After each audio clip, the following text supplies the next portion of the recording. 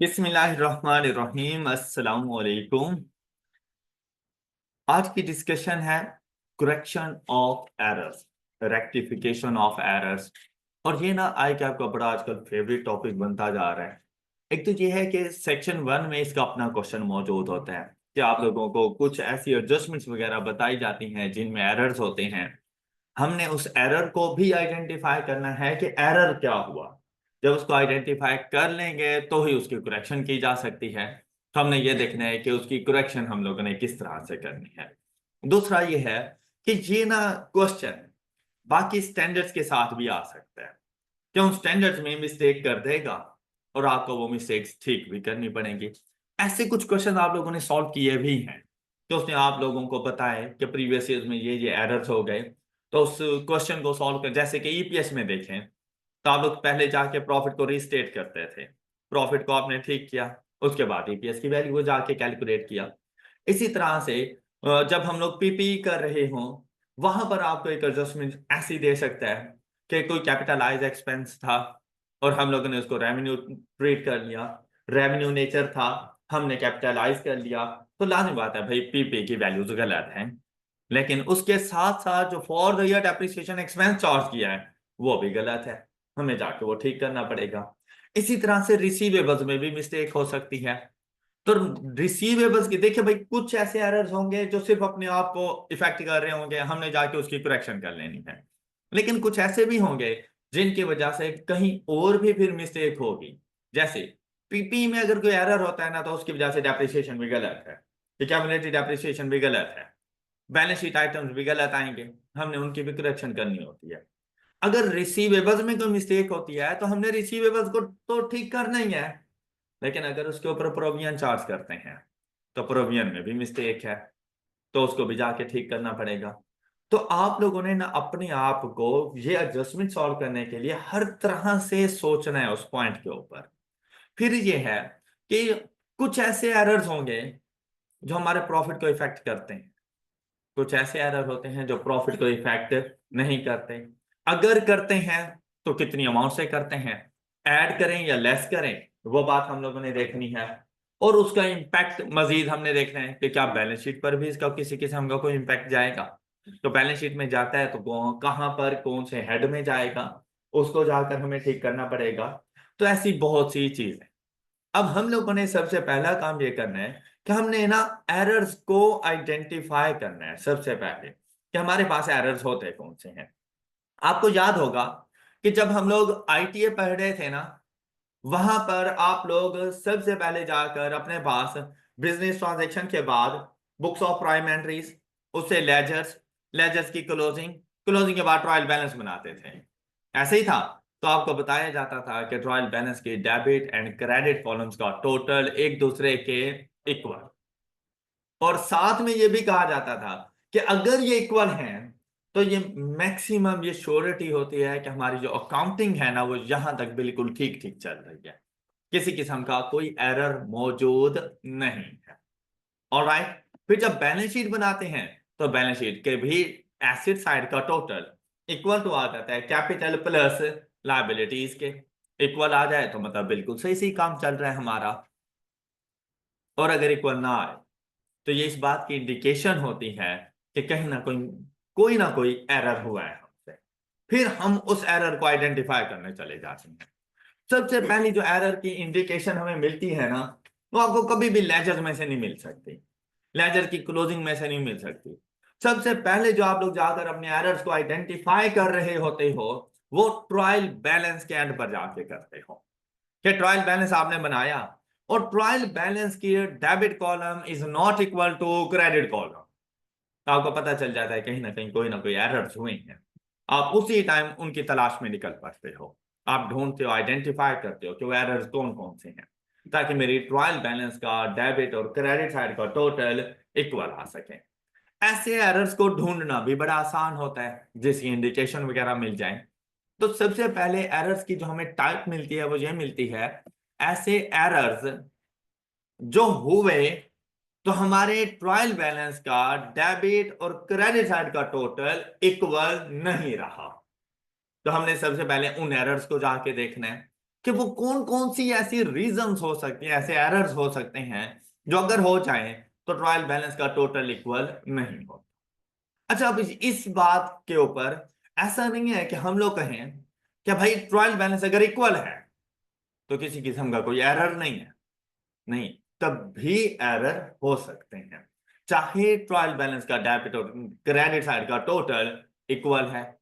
अब ऐसे एरर्स को आइडेंटिफाई करना सबसे ज्यादा मुश्किल होता है जहां पर ट्रायल बैलेंस का टोटल इक्वल आ जाए। तो एक तो हमें ये नहीं पता होता ना कि हमारे ट्रायल बैलेंस का टोटल क्या आएगा। यहाँ पर कोई स्टैंडर्ड रूल तो है नहीं कि हर बिजनेस के ट्रायल बैलेंस का टोटल 100 होगा, ऐसा तो कोई है नहीं। सिर्फ ये कहा गया इक्वल होगा। अब सपोज इक्वल मेरा 80 पर आ गया, तो क्या मैं ये समझूं कि भाई मेरा सारा trial balance and accounting treatment equal है और बिल्कुल सही सही है? ऐसी बात नहीं है। हो सकता है टोटल ही गलत आ रहा हो हमारे पास, हो सकता है कि मैंने कोई ऐसा एरर किया हो जिससे डेबिट और क्रेडिट पे सेम इंपैक्ट चले गए हो, तो टोटल कभी भी मिसमैच नहीं होने। तो ऐसे एरर्स को हम लोग आइडेंटिफाई करेंगे कि कौन कौन से होते हैं, उनकी करेक्शन कैसे करनी है, लेकिन इनको आइडेंटिफाई करना थोड़ा सा मुश्किल होता है। ऑलराइट, चलिए अब हम लोग स्टार्ट करते हैं ऐसे एरर्स से।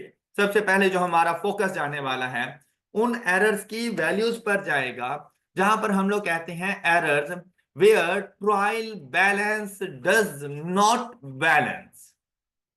Trial balance does not balance मतलब हमें जो फर्स्ट पॉइंट मिला ना एरर्स को आइडेंटिफाई करने का, वो मिला हमारा ट्रायल। और जैसे ही हमने उसके डेबिट एंड क्रेडिट के टोटल्स को देखा तो वो आपस में बैलेंस नहीं थे, मतलब दोनों एक दूसरे के इक्वल नहीं। तो इंडिकेशन हो गई भाई एरर है, कंफर्म बात है कि एरर है।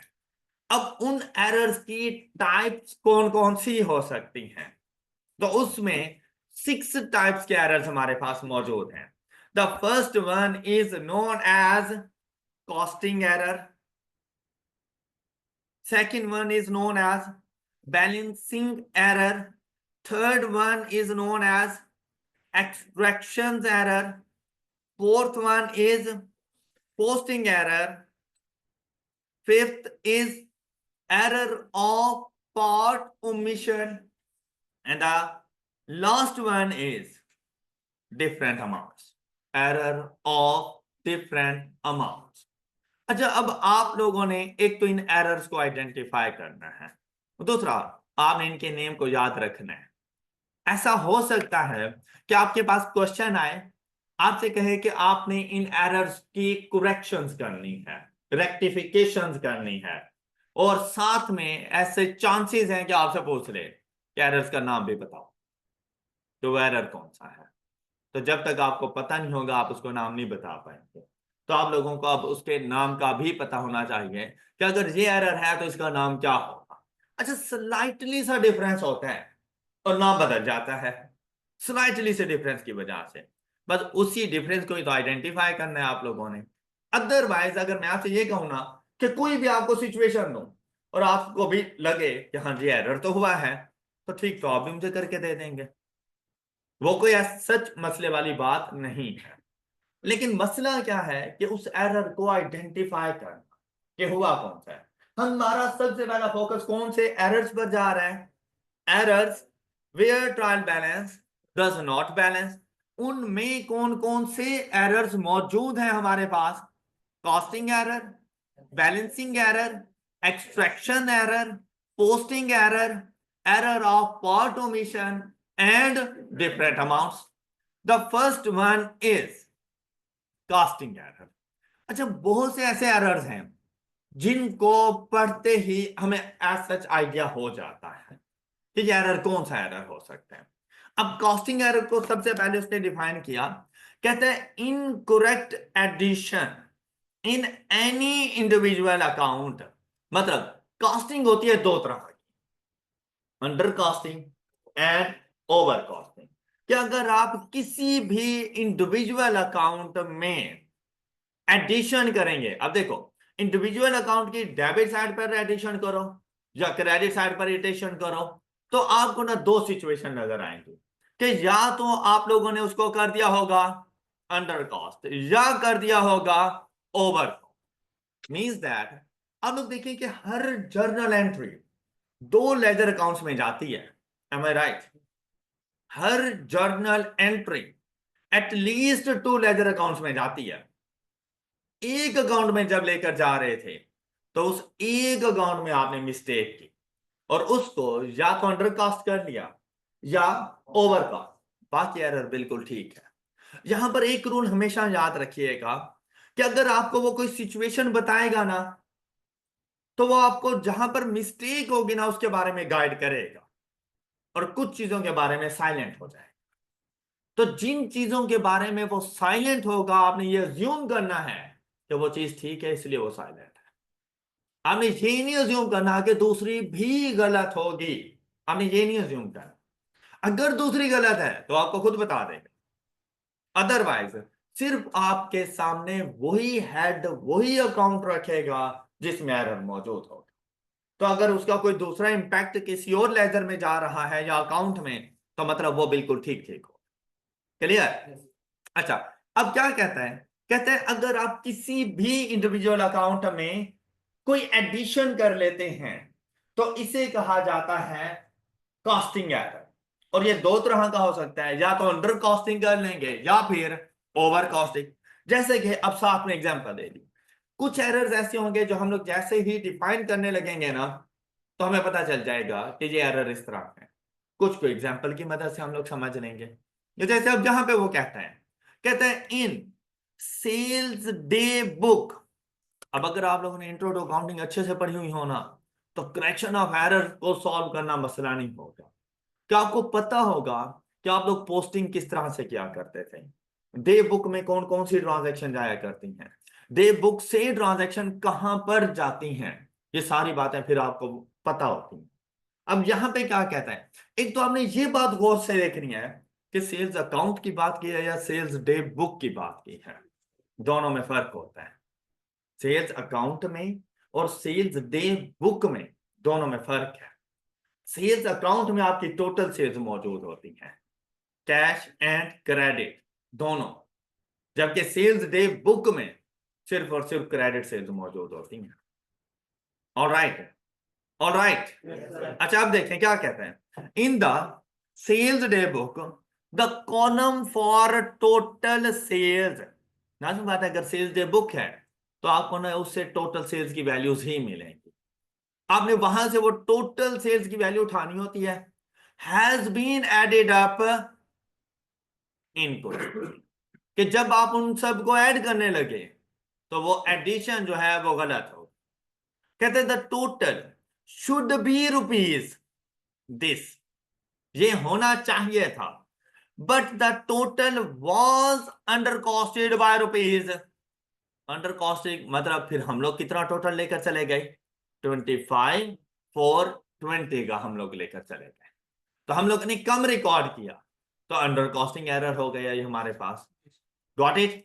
ये कहते हैं the total was added up as rupees 25 420, the correct total amount receivables was entered in the journal ledger. This type of error is called, मतलब आपने फिर अपनी जस्ट सेल्स गलत की जबकि आपके जो रिसीवेबल्स थे वो बिल्कुल ठीक ठीक रिकॉर्ड है। अब अगर आप लोग इस पॉइंट को जाकर देखो बुक्स ऑफ प्राइम एंट्रीज में, तो हम लोग जब सेल्स डे बुक की पोस्टिंग करते थे ना लेजर्स में, तो पोस्टिंग के रूल्स पढ़े थे हम लोगों ने। वहां पर आईटीएम में चैप्टर नंबर 2 था, वहां पर पोस्टिंग के रूल्स पढ़े थे। क्या रूल्स थे कि सेल्स डे बुक के जो इंडिविजुअल ट्रांजैक्शन होती है ना वो रिसीवेबल्स अकाउंट में जाती है। तो इंडिविजुअल ट्रांजैक्शन डे बुक में हमारी बिल्कुल ठीक ठीक है, उसमें कोई एरर है ही नहीं। एरर कहां पर है? सिर्फ और सिर्फ टोटल के ऊपर। और जो सेल्स डे बुक का टोटल होता है ना वो सेल्स अकाउंट में जाता है। Got it? Got it? अब एरर अगर टोटल में किया है तो फिर तो मेरा सेल्स अकाउंट गलत हुआ होगा, मेरे रिसीवेबल्स अकाउंट में किसी किस्म की कोई मिस्टेक नहीं। क्यों? क्योंकि मैं टोटल उसमें लेके ही नहीं गया, मैं तो उसमें इंडिविजुअल ट्रांजैक्शन लेके गया हूं। बात क्लियर? इस किस्म के एरर को क्या कहेंगे? Costing error. Any problem? The next one is balancing error. कहते हैं opening balance not brought down और brought down on wrong side और with wrong amount is known as balancing error.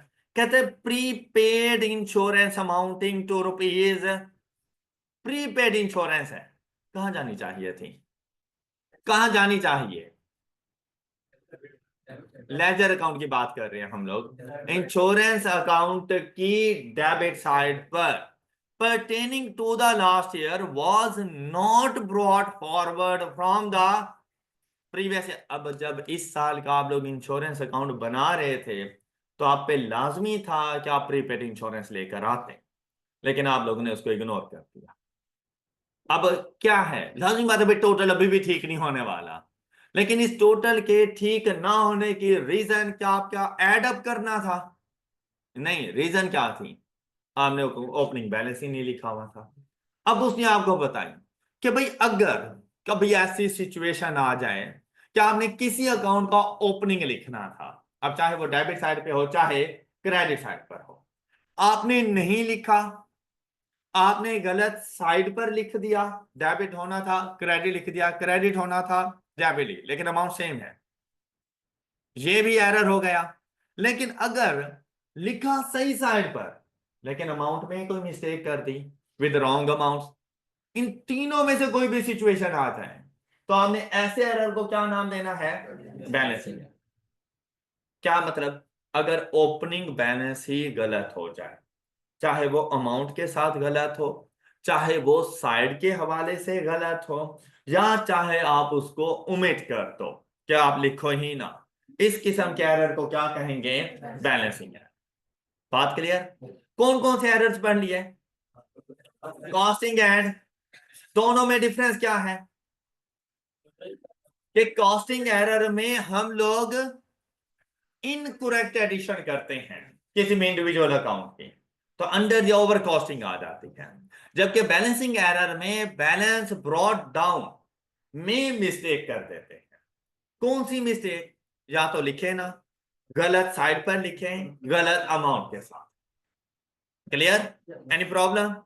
The next one is known as extraction error. Extraction errors क्या है? कहते हैं ledger balance, ledger balance omitted or placed in trial balance at wrong side or with incorrect amount।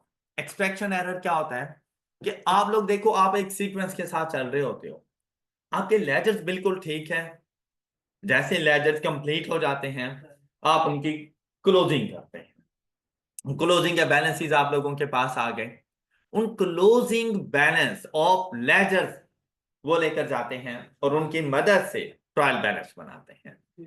Alright, trial balance में दो columns मौजूद हैं, debit side का column and credit side का कॉलम। अब रूल क्या होता है इसका कि भाई अगर डेबिट नेचर अकाउंट है तो डेबिट साइड पर आएगा, क्रेडिट नेचर अकाउंट है तो ट्रायल बैलेंस की क्रेडिट साइड। जैसे एसिड्स का टोटल जो लेजर में बैलेंस कैरी डाउन है, एसिड की नेचर के एसिड की नेचर डेबिट, तो उनका बैलेंस कैरी डाउन हमेशा ट्रायल बैलेंस की डेबिट साइड पे नजर आएगा, लेकिन लायबिलिटीज का क्रेडिट साइड पर। लेकिन जब हम लोग इनके टोटल्स को देखते हैं ना, एसिड्स का बैलेंस कैरी डाउन हमेशा क्रेडिट साइड पे नजर आएगा, एसिड्स का बैलेंस कैरी डाउन हमेशा लेजर अकाउंट की क्रेडिट साइड पे नजर आएगा। और जब आप इसको, इस लेजर के बैलेंस को ट्रायल बैलेंस में लेकर गए, इस प्रोसेस को कहा जाता है एक्सट्रैक्शन। एक्सट्रैक्शन, देखो अगर लेजर से आप लोग जर्नल एंट्रीज या बुक्स ऑफ प्राइम एंट्री से लेजर में आते हो ना, तो पोस्टिंग है, लेजर की क्लोजिंग से ट्रायल बैलेंस एक्सट्रैक्शन है। Got it? तो अगर इस प्रोसेस में कोई मिस्टेक कर दी, मतलब लेजर्स के तमाम तर बैलेंस कैरी डाउन बिल्कुल ठीक ठीक है, उनमें एरर नहीं है। एरर कहां पे हुआ कि जब आप ट्रायल बैलेंस बनाने लगे ना, उसको डेबिट कॉलम में लिखना था, आपने क्रेडिट में लिख दिया, या क्रेडिट में लिखना था और आपने डेबिट में लिख दिया, या फिर आप लोगों ने गलत अमाउंट के साथ लिख दिया, 123 था 321 लिख दिया, या कोई भी और इस तरह के अमाउंट, तो लाजिम बात है आपके ट्रायल बैलेंस का टोटल इक्वल नहीं आने वाला। तो इस किस्म के एरर को कहा जाता है एक्सट्रैक्शन एरर। आप देखो क्या कहते हैं, कहते हैं for fixtures and fittings account balance. अब फिक्सचर एंड फिटिंग है तो एसिड्स, एसिड्स हैं तो कौन सी नेचर में आएंगे, कितनी अमाउंट के साथ, कहते हैं has been included in trial balance as, क्योंकि इनका balance carried on credit side पे था तो हम लोगों ने जाके क्रेडिट साइड पे लिख दिया। तो इस किस्म के एरर को हम लोगों ने कहना है एक्सट्रैक्शन एरर। फिर देखो क्या कहता है, this type of error is called extraction error because it is caused at the time trial balance is being extracted from ledger accounts, इसलिए एक्सट्रैक्शन एरर है। अब आ गए हम लोग पोस्टिंग एरर की तरफ। क्या, part of the transaction not posted or transaction posted with incorrect amount or posting to wrong side of an account is known as posting error। जैसा कि कहते हैं सैलरी पे की of ₹9 or 9,000 were correctly recorded in the cash book but posted to credit side of in journal entry। कि देखो journal entry से जब आप लोग लेजर्स में पोस्टिंग कर रहे होते हैं ना, वहां पर आपसे मिस्टेक हो जाती है। तो इस किस्म के एरर को कहा जाता है पोस्टिंग एरर। क्या क्या आपने सैलरीज पे की तो आप लोगों ने एक साइड बिल्कुल ठीक लिख ली, मतलब कैश बुक बिल्कुल ठीक है आपकी, उसको क्रेडिट करना चाहिए था, आपने क्रेडिट ही किया, लेकिन जब सैलरीज एक्सपेंस रिकॉर्ड करने लगे ना तो सैलरी एक्सपेंस तो डेबिट नेचर है, आपने उसको क्रेडिट साइड पे, got it.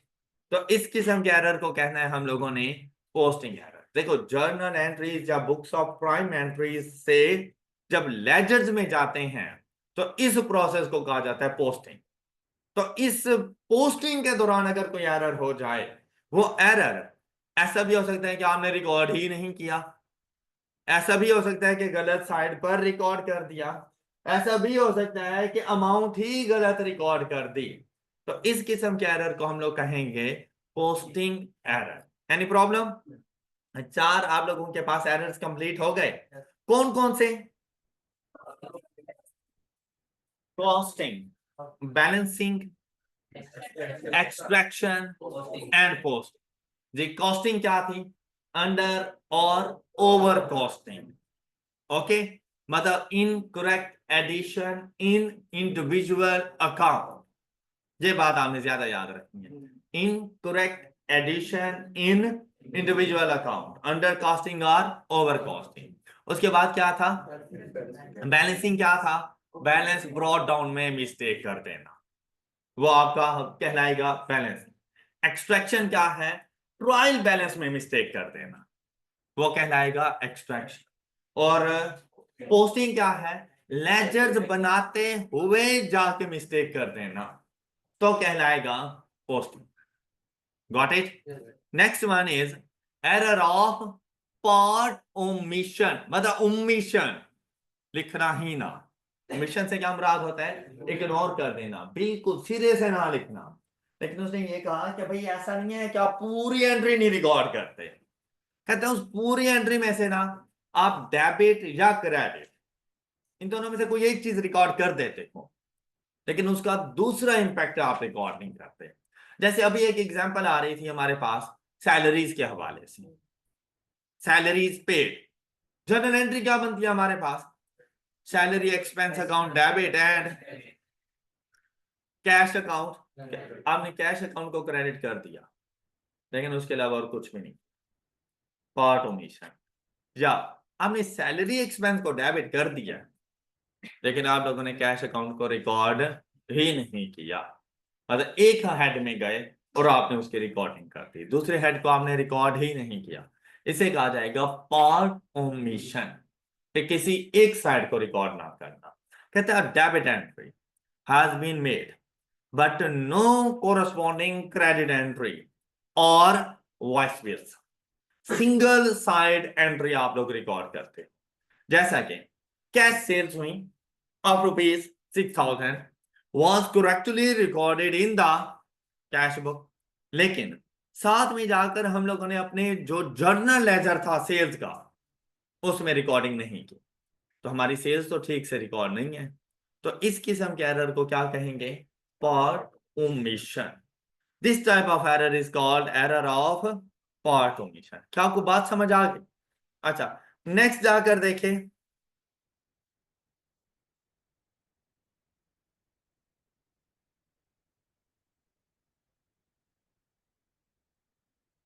Different amount, different amount जी। डेबिट, अब देखें रूल क्या होता है जर्नल एंट्री का। जर्नल एंट्री का रूल क्या है हमारे पास कि debit and credit both are, लेकिन आपने जब ट्रांजैक्शन रिकॉर्ड की तो दोनों डिफरेंट अमाउंट्स के साथ थे। तो इस किस्म के एरर को कहा जाता है डिफरेंट अमाउंट।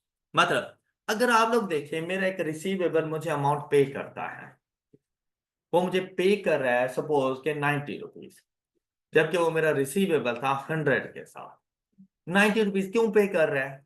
क्योंकि मैंने उसको 10 रुपीज का डिस्काउंट दे दिया।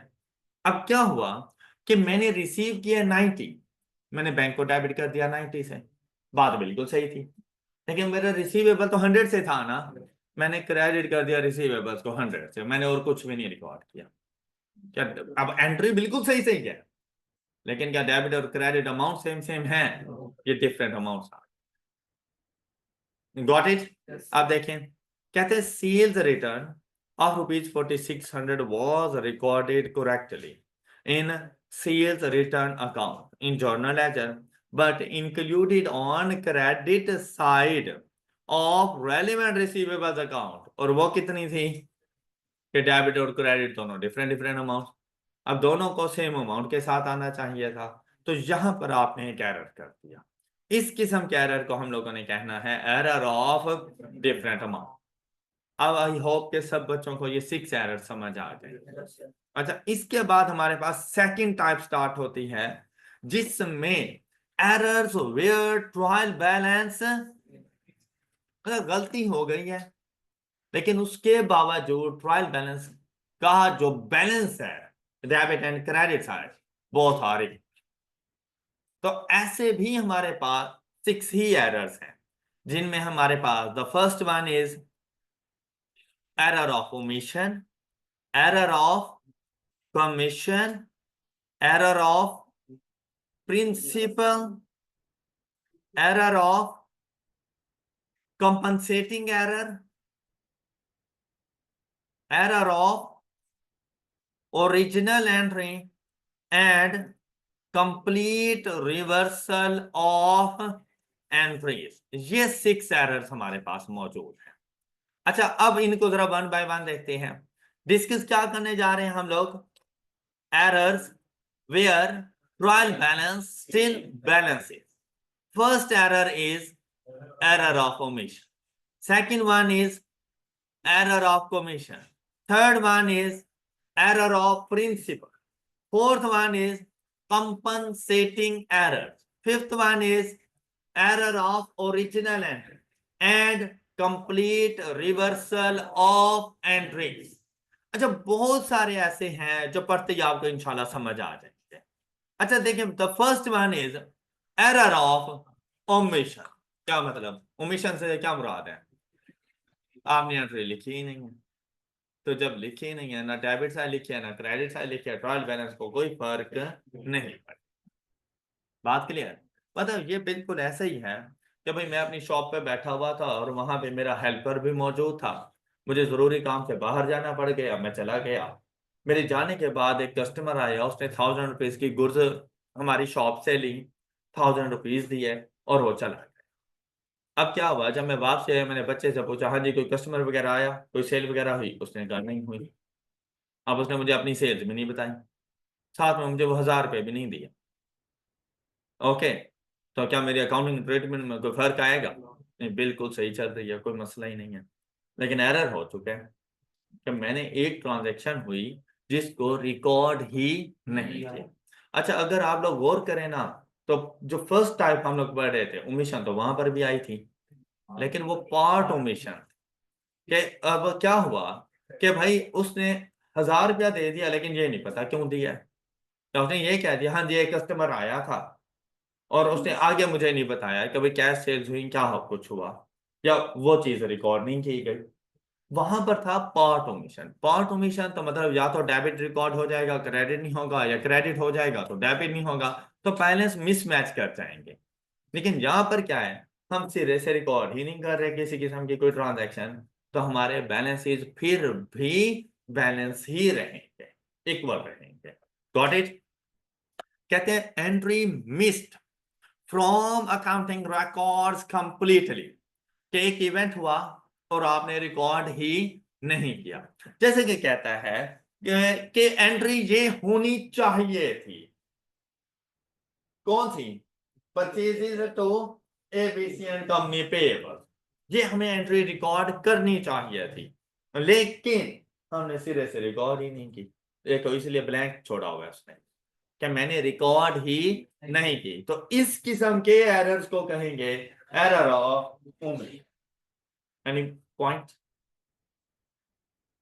Next one is error of commission.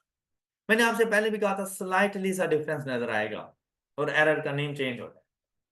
अब अगर एरर ऑफ कमीशन में देखें ना, तो आपसे कहता है correct amount and type of account but wrong individual account. Amount ठीक है, अमाउंट ठीक, टाइप ऑफ अकाउंट भी ठीक, लेकिन गलती कहां पे हुई? Individual account. मतलब कि मेरे पास क्रेडिट सेल्स हो, क्रेडिट सेल्स की ट्रांजैक्शन क्या बनती थी? Credit sales to mister Ali, transaction क्या बनती है मेरे पास? Credit sales transaction receivable mister Ali account debit and sales account credit. Got it? लेकिन जब मैं रिकॉर्ड करने लगा ना, तो मैंने रिसीवेबल मिस्टर अली की जगह पे अहमद कर दिया। रिसीवेबल मिस्टर अली की जगह पे रिसीवेबल मिस्टर अहमद कर दिया और क्रेडिट सेल्स कर दिया। क्या सेल्स में कोई गलती हुई? अच्छा, क्या रिसीवेबल्स के टोटल्स में कोई गलती हुई? क्या प्रॉफिट पे कोई फर्क आएगा? क्या बैलेंस शीट में कोई फर्क आएगा? किसी किस्म का कोई फर्क नहीं है। इवन क्या आपको ऐसा लगेगा जैसे each and everything is good, लेकिन क्या अली का अकाउंट ठीक है और क्या अहमद का अकाउंट ठीक है? देखो, इंडिविजुअल अकाउंट में मिस्टेक, ना तो अमाउंट की मिस्टेक की किसी किस्म की कोई, मतलब वो सेम सेम रही, जो थी वही रिकॉर्ड की, करेक्ट अमाउंट। अच्छा, टाइप ऑफ अकाउंट भी सेम है, मतलब रिसीवेबल था, आपने रिसीवेबल ही रिकॉर्ड किया है, लेकिन इंडिविजुअल अकाउंट गलत है, मिस्टर ए होना था बी कर दिया, ये गलती हो जाए तो इसे क्या कहेंगे? Error of commission. अब इसने क्या एग्जांपल दी? इसने परचेजेस ले ली, कहता है क्या होनी चाहिए, देखो journal entry that should have been, आपकी जो करेक्ट एंट्री है वो ये थी, क्या? Purchases to payable EBC and company, जबकि आपने रिकॉर्ड कर दिया बीसी को एटीसी एंड कंपनी आपने करके रखा। अब आपके पेएबल्स भी ठीक है कलेक्टिवली, आपके परचेजेस भी ठीक है, लेकिन इनके इंडिविजुअल अकाउंट्स गलत। तो इस किस्म के एरर को कहना है एरर ऑफ कमीशन। बात समझ आ गई? क्लियर? अमाउंट भी ठीक, अकाउंट्स भी ठीक, मतलब जो टाइप ऑफ अकाउंट है ना वो बिल्कुल ठीक ठीक है, लेकिन इंडिविजुअल अकाउंट गलत। बात clear? Next one is error of principle, मतलब असूलों की धज्जियां उड़ा के रख दी आपने। कैसे? क्या आपको ना अगर याद हो आप लोगों को, जब हम लोग आईटीए पढ़ते हैं ना, और आपका इनिशियल लेवल होता है जब आपको अकाउंटिंग ठीक से समझ नहीं आती, तो गुड्स की परचेजेज भी परचेजेज होती हैं और वो फिक्स एसेट की परचेजेज भी परचेजेज होती तो ये बात आपको बताई गई थी, नहीं भाई ऐसा नहीं है, फिक्स एसिड की परचेजेज परचेजेज नहीं है, वो अपने नाम के साथ ही आएंगे, फिक्स एसिड जो आएंगे, जबकि गुड्स की परचेजेज परचेजेज है।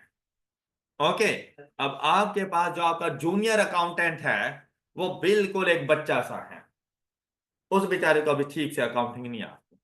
अब क्या हुआ कि हमने ना अपना फिक्स एसिड परचेज किया, उसने जाके रिकॉर्ड कर दिया परचेजेज टू पेएबल। उसने क्या रिकॉर्ड किया? तो क्या हमारी ये परचेजेज थी? रिकॉर्ड क्या होना चाहिए था? Fixed asset to payable. Got it? तो अब क्या एरर हो रहा है हमारे पास? अमाउंट ठीक है लेकिन अकाउंट की टाइप गलत है। कमीशन में टाइप ऑफ अकाउंट भी सेम था, ठीक था, इंडिविजुअल अकाउंट गलत था। यहां पर क्या है कि आप लोगों ने अमाउंट तो बिल्कुल ठीक ठीक रख ली, लेकिन परचेजेस और फिक्स एसेट अकाउंट्स की डिफरेंट टाइप्स हैं, आपने टाइप्स को गलत करके रख दिया। अब इसने क्या कहा कि रिकॉर्ड करना था हमने अपनी परचेजेस, लेकिन हम लोगों ने रिकॉर्ड कर दिया प्लांट एंड मशीनरी, तो हमसे ये मिस्टेक हो गई। तो आप देखो इसकी वजह से कॉस्ट ऑफ सेल भी गलत होगी, प्लांट एंड मशीनरी गलत, और डेप्रिसिएशन एक्सपेंस भी गलत, इनकी अपनी वैल्यूज भी गलत, ईच एंड एवरीथिंग जाके ठीक करनी पड़ेगी हमें। ओके, अब देखो कैसा नहीं है जैसे ये प्रिंसिपल वो रूल्स वाला है ना, असूल, ऐसा नहीं है जैसे अकाउंटिंग के रूल्स को खराब कर दिया आप लोगों ने कि इनको परचेजेस रिकॉर्ड करना था और आपने परचेजेस रिकॉर्ड नहीं किया। बात क्लियर?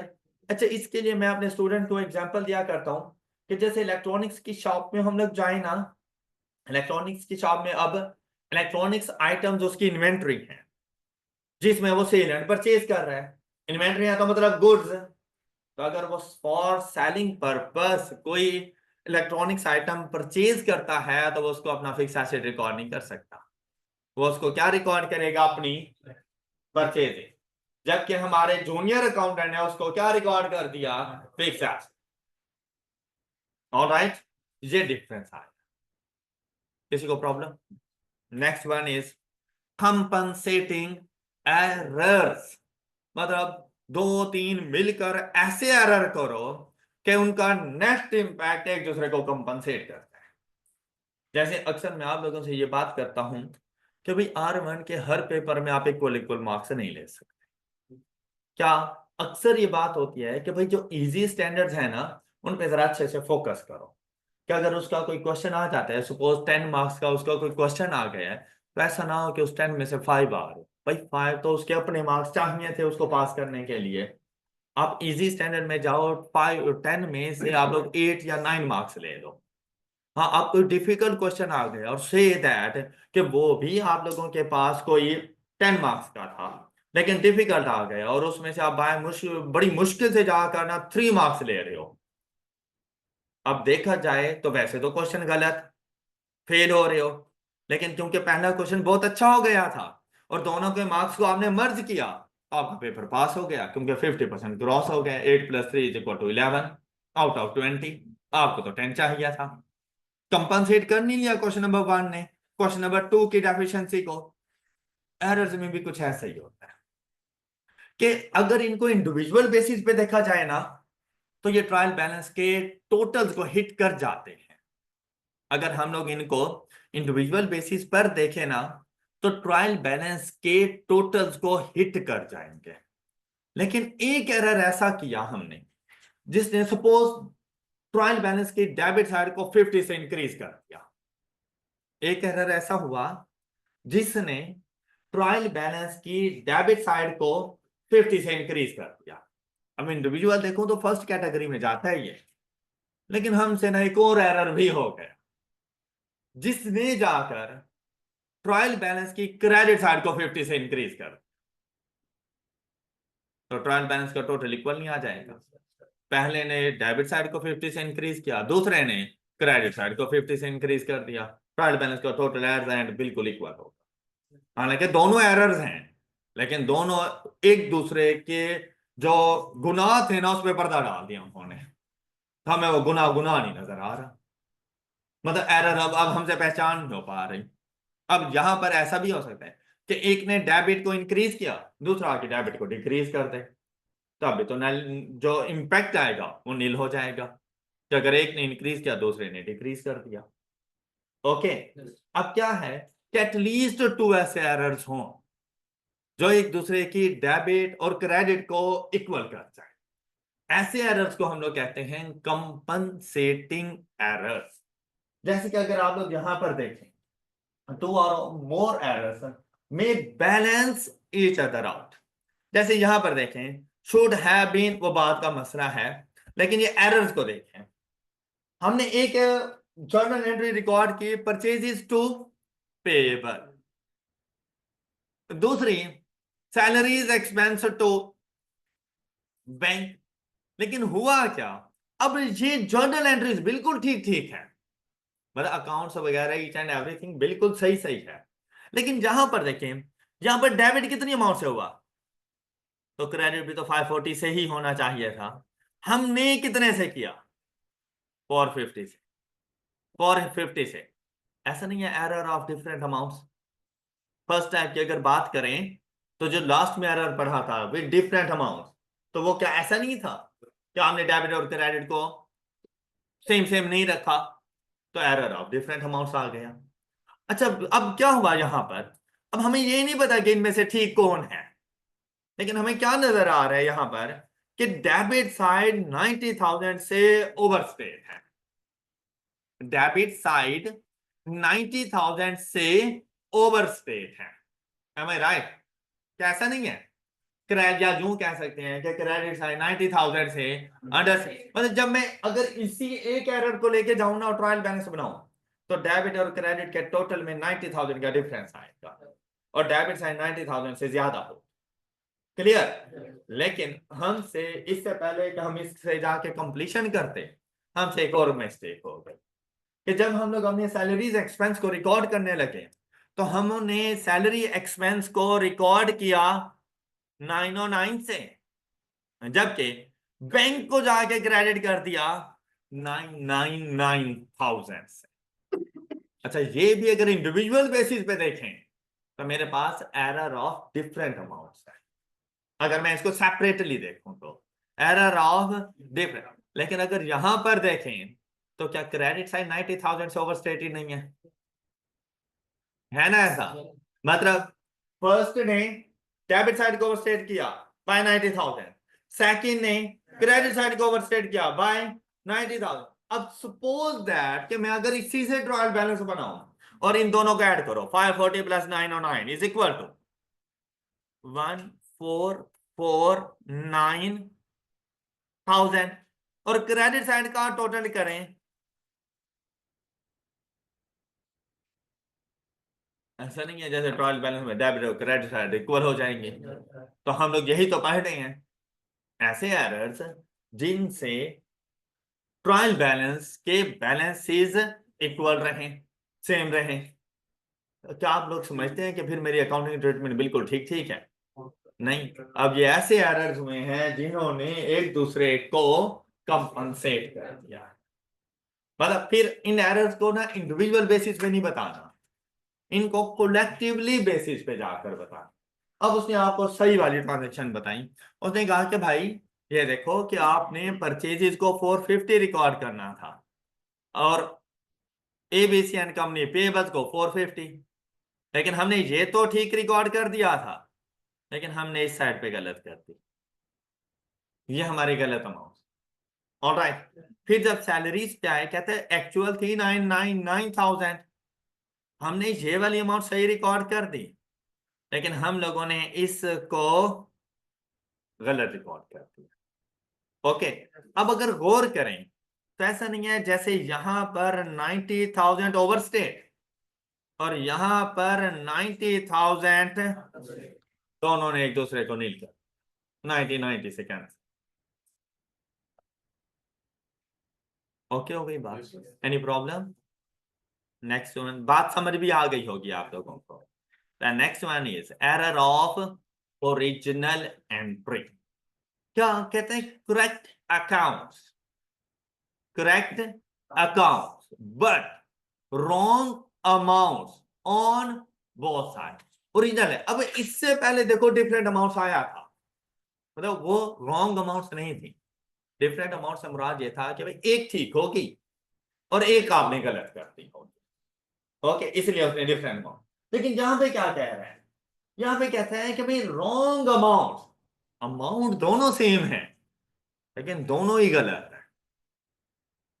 क्या मतलब कि आपने डेबिट और क्रेडिट करना था 450 और आपने डेबिट या एंड क्रेडिट कर दिया 540, दोनों को सेम अमाउंट के साथ, तो आपके ट्रायल बैलेंस में कोई फर्क नहीं पड़ेगा, लेकिन आपके दोनों अकाउंट्स गलत हो चुके हैं। तो ऐसे एरर को कहेंगे error of original entry. Account same रखने हैं, अकाउंट में कोई गलती नहीं है, मतलब परचेजेस को डेबिट करना था, पेबल को क्रेडिट, आपने ऐसा ही किया, सिर्फ पर क्या था, करना था 450 से और कर दिया 540 से।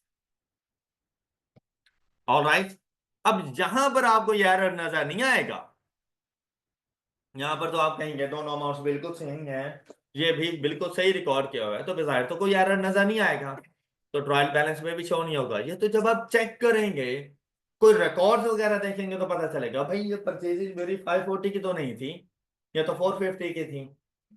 ऑलराइट, लेकिन इसकी वजह से हमने सिर्फ परचेजेज को नहीं गलत किया, आपने हमने पेएबल को भी वैसे ही गलत किया हुआ था। Any problem? इस एंट्री को क्या कहना है, एरर को क्या कहना है, एरर ऑफ ओरिजिनल एंट्री। दूसरा, कंप्लीट रिवर्सल ऑफ ट्रांजैक्शन। अक्सर आप लोग देखें कि खैर अभी भी यही हाल होता है कि अगर आपसे पूछो ना कि हाँ भाई क्रेडिट सेल्स की क्या एंट्री होगी, आप एक लम्हे के लिए सोचते हैं यार ये सेल्स डेबिट होंगे, क्रेडिट।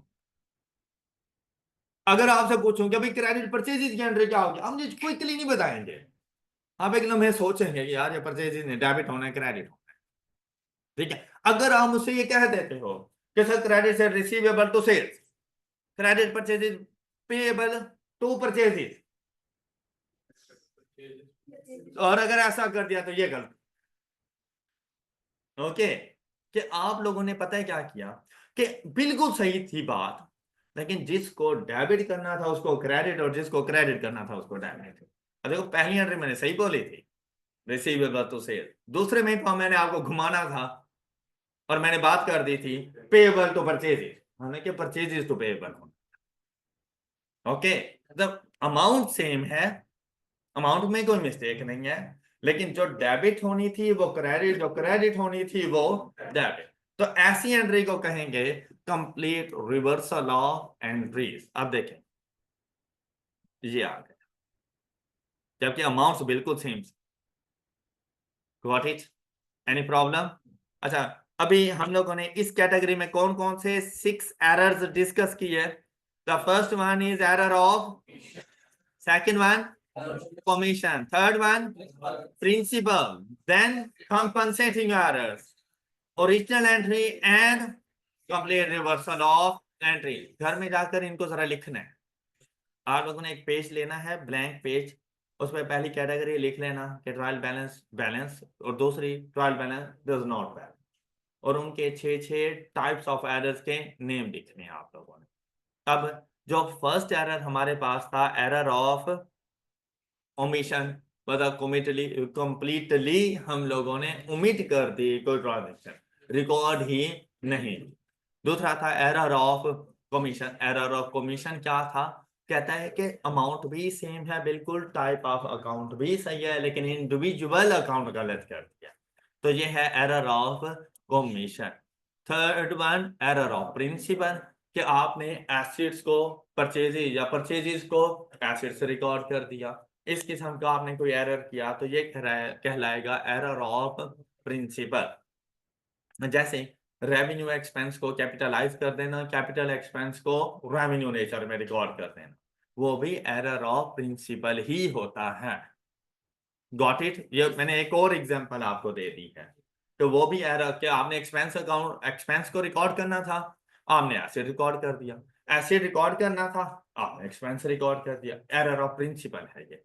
फिर हम लोग गए कंपनसेटिंग एरर्स पर, तो मतलब 2 या उससे ज्यादा एरर्स जो मिलकर एक दूसरे के इफेक्ट को खत्म कर दें। तो ऐसे एरर्स को कहा जाता है compensating errors.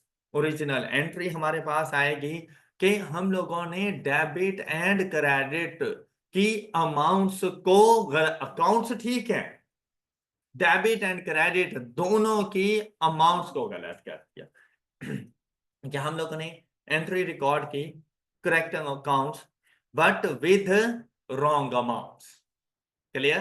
Then error of reversal के डेबिट को क्रेडिट और क्रेडिट को डेबिट रिकॉर्ड कर दिया but with correct amount. Any problem? अच्छा, जब हमें ये सारे के सारे एरर्स की पहचान हो जाती है, उसके बाद जाना होता है कि भाई पहले तो एरर को आइडेंटिफाई करो ना भाई, पहले मर्ज ढूंढोगे तभी तो इलाज कर पाओगे। शुरू में इलाज मतलब पेशेंट एंटर हुआ, आपने इलाज शुरू कर दिया, बाद में पता चला आपने इलाज किसी और का किया, पेशेंट किसी और चीज का था। तो पहले तो भाई ये देखो ना कि पेशेंट किस चीज का है, पहले तो एरर देखो ना कि एरर है कौन सा, फिर उसकी ट्रीटमेंट की तरफ जाओ कि हम लोगों ने इसकी करेक्शन कैसे करना। अब आई होप कि हमें एरर्स का पता चल चुका है। अब हमने जाना है इनकी करेक्शन, इनको करेक्ट करने की तरफ जाना है। तो अभी के लिए जैसे ही करेक्शंस के लिए जाएंगे ना, करेक्शन में सबसे ज्यादा हमारी जो हेल्प कर रहा होता है ना, वो करता है ये बड़ा कोई बेहतरीन बंदा है जो आप लोगों की हेल्प करने के लिए आ जाता है। लेकिन ये हेल्प वो सिर्फ उन एरर्स के लिए करता है जहां पर हमारे ट्रायल बैलेंस का टोटल इक्वल ना हो। हेल्प सिर्फ वहां पे करता है जहां पर ट्रायल बैलेंस का टोटल इक्वल ना हो, वहां पे सस्पेंस अकाउंट ने आपकी हेल्प करनी है। लेकिन जहां पर टोटल इक्वल है तो 6 एरर्स तो वहां पर भी हुए थे, वहां पे सस्पेंस अकाउंट हेल्प नहीं कर। अच्छा, सस्पेंस अकाउंट को समझ लेना बहुत जरूरी है। अब अगर मैं आप लोगों से ये कहूँ ना कि भाई मेरे पास लैंड एंड बिल्डिंग का अकाउंट है, आपको पता है कि वो एसिड, और एसिड है तो डेबिट नेचर है। मैं अगर आपसे ये कहूं कि बैंक लोन का अकाउंट है, तो आप लोग कहेंगे सर लाइबिलिटी है, लाइबिलिटी है तो क्रेडिट नेचर है। Am I right? अब आप लोगों को उनकी नेचर का पता है। मैं अगर आपसे ये कहूँ ना कि एक्यूमुलेटेड एप्रिसिएशन का अकाउंट, तो आप मुझे क्या कहेंगे? Credit. Basically Contra acid account होता है। अब एसिड अकाउंट डेबिट नेचर है तो ये क्रेडिट नेचर। इसी तरह मैं अगर आपसे ये कहूँ ना कि प्रोविजन फॉर डाउटफुल डेट, तो क्या कहोगे आप मुझे? क्रेडिट। कॉन्ट्रा एसिड अकाउंट है। अब इसका ताल्लुक कौन से एसिड से है? रिसीवेबल से। रिसीवेबल की नेचर क्या होती है? डेबिट, तो इसकी नेचर क्रेडिट हो जाएगी। क्लियर? लेकिन अगर मैं आपसे कहूं कि सस्पेंस अकाउंट, तो पता ही नहीं है कि ये डेबिट नेचर है या क्रेडिट। भाई ये हेल्प करने के लिए आया है तो इसका नेचर से कोई ताल्लुक, मतलब ये फरिश्ता है।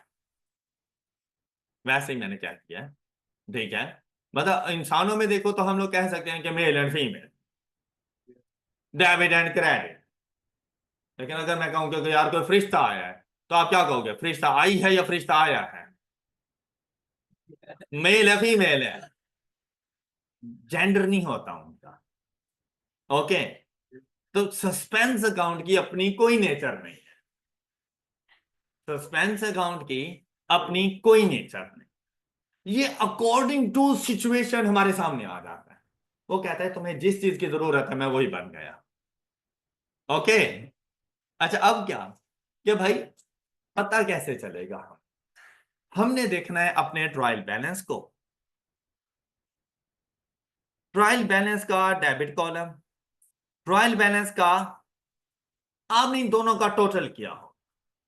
जैसे ही आपने टोटल किया, सपोज कि आपको डेबिट साइड का टोटल मिल गया 180 और क्रेडिट साइड का टोटल मिल गया, जैसे ही आपने टोटल किया ना तो टोटल मिसमैच कर गया। तो मैंने आपसे यही कहा है कि ये उसी टाइम पर आएगा जब ट्रायल बैलेंस का टोटल मिसमैच हो, इक्वल ना हो, तब सस्पेंस अकाउंट आपके सामने जाहिर होगा, अदरवाइज ये कभी भी जाहिर नहीं होगा। ओके। अच्छा, जैसे ही अब ये आया तो हमें अब जरूर, अब देखो रूल क्या था हमारे पास ट्रायल बैलेंस का, कि दोनों साइड्स एक दूसरे के इक्वल होनी चाहिए। अब मेरे पास तो दो डिफरेंट बैलेंसेस आ गए। अच्छा, मुझे पता ये भी नहीं है कि ठीक वाला 180 है या 200 है, हमें क्या पता कौन सा वाला ठीक है। अब मुझे ये भी नहीं पता कि मैं क्रेडिट को जाके 180 कर लूं या मैं डेबिट को आके 200 कर दूं, मुझे पता इस चीज का भी नहीं। लेकिन अकाउंटिंग का एक रूल है कि आप नेगेटिव कुछ भी नहीं कर सकते, मतलब आप 200 में से कुछ लेस नहीं कर सकते। हाँ, आप ऐड कर सकते हो दोनों को इक्वल करने के लिए। अब आपने स्मॉलर वैल्यू, चाहे वो डेबिट साइड पे हो चाहे वो क्रेडिट साइड पे हो, इसमें अब इन दोनों को इक्वल करें, तो मैं डेबिट साइड को क्रेडिट साइड के इक्वल करूंगा, तो डेबिट साइड में क्या ऐड करूं, तो क्या दोनों इक्वल हो जाएंगे? तो कौन सी साइड पे ऐड किया? डेबिट साइड पे। तो ये 20 कहां से आया? सस्पेंस अकाउंट कहता है अब तुम्हें तो पता है नहीं, तो ये तुम मुझे दे दो। ओके, और तुम अपना क्वेश्चन सॉल्व करने पे फोकस करो। और हमने कहा भाई तुम किस नेचर से आओगे? कहता है जहां पे डेफिशिएंसी थी मैं उसी नेचर से तुम्हारे पास मौजूद हूं। कहां पे डेफिशिएंसी थी? तो ये कहता है कि मैं अभी डेबिट नेचर के साथ मौजूद हूं। तुम जाओ एक अकाउंट बनाओ, सस्पेंस अकाउंट, और उसकी डेबिट साइड पर मुझे रिकॉर्ड कर दो। Got it? कहता अब तुम्हारा ट्रायल बैलेंस इक्वल हो गया। मैंने कहा हाँ। कहता बाकी क्वेश्चन को सॉल्व करना शुरू कर दो। जैसे ही सारे एरर्स हमारे ठीक हो जाएंगे ना, ये ऑटोमेटिकली इक्वल हो चुका हूं। इसके डेबिट और क्रेडिट साइड का total eight the and after correcting all errors automatically equal होगा। उस टाइम पर हम इसका शुक्रिया अदा करेंगे और ये गायब हो जाए। All right, all right. और अगर इसका रिवर्सल हो जाए तो फिर ये हमारे पास क्रेडिट नेचर के साथ आ जाएगा। कि सपोज अगर यहां पे 150 है, यहां पे है 120, इक्वल नहीं है, तो अभी ये नहीं है मैं डेबिट साइड में से जाके 30 को लेस कर दूंगा, नेगेटिव वैल्यूज नहीं है। अब क्रेडिट साइड को 150 के इक्वल करो, तो क्रेडिट साइड में कितने की डेफिशिएंसी? तो सस्पेंस अकाउंट बनाऊंगा और उसकी क्रेडिट साइड पे जाके 30 जाके रिकॉर्ड कर। अब ये क्रेडिट नेचर के साथ मौजूद है। Got it? तो सस्पेंस अकाउंट की बजाहिर अपनी कोई नेचर नहीं है। ये डेबिट और क्रेडिट साइड्स ट्रायल बैलेंस के अंदर डेबिट और क्रेडिट साइड्स के टोटल का डिफरेंस होता है, और ये उसी नेचर के साथ आता है जो जिस साइड का टोटल कम, ये उस नेचर के साथ आता है। All right, all right. अच्छा, नहीं, गुड, शाबाश। अब क्या करना है हम लोगों ने, ये जरा सस्पेंस अकाउंट की थ्योरी पढ़ें। सस्पेंस अकाउंट की थ्योरी पढ़ें। क्या आपको ये बात समझ आ गई? Any problem? आई होप कि थ्योरी क्लियर हो गई होगी। अच्छा, ये देखो लिखा हुआ है trial balance does not agree, तभी जाके ये बनेगा हमारे पास। ओके हो गया? अच्छा, बाकी ये एग्जांपल्स वगैरह आपको समझ आ जाएंगे। दूसरा, ये डेबिट या क्रेडिट कब होगा? मतलब अब आपके पास बैलेंसिंग वैल्यू तो आ गई। अब आपने यहां पर सपोज ये 20 लिखा हुआ है, मैंने आपसे कहा है कि इसको इक्वल करना है डेबिट एंड क्रेडिट साइड को। यहां पर क्रेडिट साइड पे 30 लिखा हुआ है, तो ऐसी कौन सी एंट्री होगी कि मैं जरा इसकी डेबिट एंड क्रेडिट साइड को इक्वल करूं? तो अब आपने सस्पेंस अकाउंट को कब डेबिट या क्रेडिट करना है? आपने एरर पढ़ना है, एरर को पढ़ने के बाद आपने उसकी करेक्शन की तरफ जाना है। अब अगर आप लोगों ने कोई ऐसा एरर किया हुआ है जिसकी एक साइड आप रिकॉर्ड कर चुके हो और दूसरी साइड अभी तक आपने रिकॉर्ड, मतलब आप लोगों की ना कैश सेल्स हुई थी, ओरिजिनल ट्रांजैक्शन क्या करनी चाहिए थी मुझे? Cash debit sales credit by ₹100, ये थी ओरिजिनल ट्रांजैक्शन। अगर आप ऐसे ही रिकॉर्ड कर देते फिर तो मसला ही नहीं था। अब आपने क्या किया, आपने कैश को डेबिट कर दिया, लेकिन आपने इसकी क्रेडिट साइड को रिकॉर्ड, आपने कुछ भी क्रेडिट रिकॉर्ड नहीं। कौन सा एरर है? Part omission, error of part omission. शाबाश, good, error of part omission. अब जब इसको ठीक करने के लिए जाओगे क्या कैश को दोबारा से डेबिट करो? क्यों? क्योंकि वो तो पहले से रिकॉर्डेड है। अभी किसको जाके रिकॉर्ड करोगे? सेल्स को? क्या करूं सेल्स को? क्रेडिट। तो जाओ, अब ओरिजिनल ट्रांजैक्शन आपने इसकी रेक्टिफाइंग एंट्री रिकॉर्ड करनी है। और वो आप कैसे रिकॉर्ड करोगे? आप सेल्स को जाकर क्रेडिट कर दो। अब यहां पर भी तो एक किस्म की जर्नल एंट्री ही है ना। अब अगर आप ऐसे ही चले गए ना, तो जर्नल एंट्री बेचारी परेशान है। क्या भाई, मेरा एक हाथ काट के ले गए। हाँ, मतलब दूसरा कुछ आपने उसको दिया ही नहीं। मैंने कहा, "भाई, मेरा तो कोई कसूर नहीं है ना, मुझे क्यों अकेला छोड़ के जा रहे हो? ऊपर भी तुमने गलती कर दी, यहां पर मुझे भी अकेला छोड़ के जा रहे हो।" तो अब ऐसी सिचुएशन में आता है सस्पेंस, कहते हैं तुम अकेले नहीं हो, मैं तुम्हारे साथ। हर वो ट्रांजैक्शन जिसकी डेबिट साइड का पता हो और क्रेडिट का पता ना हो, या क्रेडिट साइड का पता हो, डेबिट का पता ना हो, वहां पे आ जाता है सस्पेंस अकाउंट। अब ये आपकी एंट्री बिल्कुल ठीक ठीक हो गई। अब आपने जाना है अपने सस्पेंस अकाउंट के पास और उसको डेबिट कर देना है अगेंस्ट रुपीज। ऐसी आपको बहुत सी ट्रांजैक्शंस मिलेंगे। आपने तमाम ट्रांजैक्शन के अगेंस्ट अपने सस्पेंस अकाउंट को डेबिट क्रेडिट करते रहे। ऑलराइट, एट द एंड उसके डेबिट एंड क्रेडिट साइड जब उसको क्लोज करने लगोगे उसके लेजर को, तो वो इक्वल होगा, वो अपना बैलेंस नहीं देगा। बात क्लियर? अब यहां पर देखें unknown entry. In some instances, a suspense account will be opened deliberately by bookkeepers if the bookkeeper is uncertain of where to post one side of the double entry. This is later transferred to proper account when relevant information is।